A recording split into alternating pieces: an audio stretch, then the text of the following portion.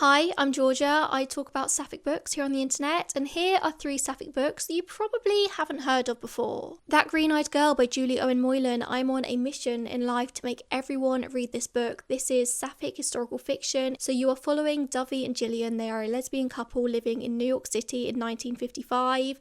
They share an apartment under the guise of just being roommates, only of course they are much more than that.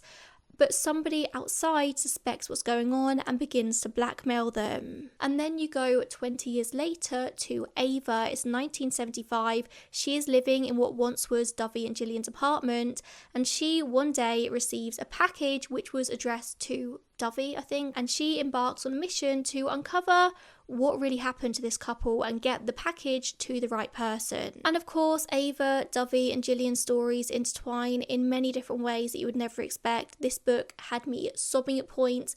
It was so beautiful. Please read it. A friend recommended me Rosewater by Liv Little, and I can't believe I'd never heard of this book before because it's got everything that I enjoy in a piece of fiction. It's gay, it's set in London, it's got such real and visceral characters that you kind of forget that they're not real. Elsie's 28 years old, she's living in London, and her entire life is kind of falling apart around her, and she has nowhere to really go. She's an aspiring poet, but really lacks the motivation to actually do anything to try and reach her dreams.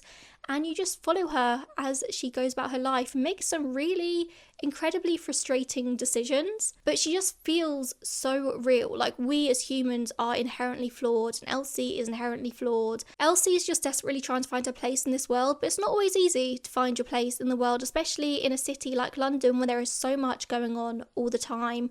I just really enjoyed this. It's got some of the most... We've all heard of Last Night at the Telegraph Club by Melinda Lowe. This is Melinda Lowe's other book, A Scatter of Light, and in this we follow Aria. She's a kind of wayward teenager who's been sent to live with her grandmother in California for the summer because she's been playing up at home, let's say. Only when she gets there, she finds herself with no friends, no community. She doesn't really know how to fit in anywhere, and finds herself making friends with her grandma's gardener, a sort of like young adult called Steph. Am I making that up?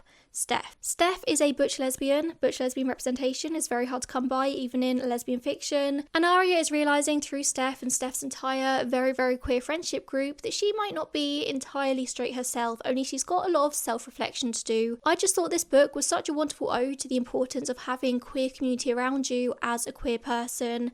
And if you did enjoy Last Night at the Telegraph Club, I'm not going to give you any spoilers, but there are references to that book in this book. It's not a sequel by any means, but the communities kind of overlap. Let me know in the comments if there are any other sapphic books out there that you think I might not have heard of.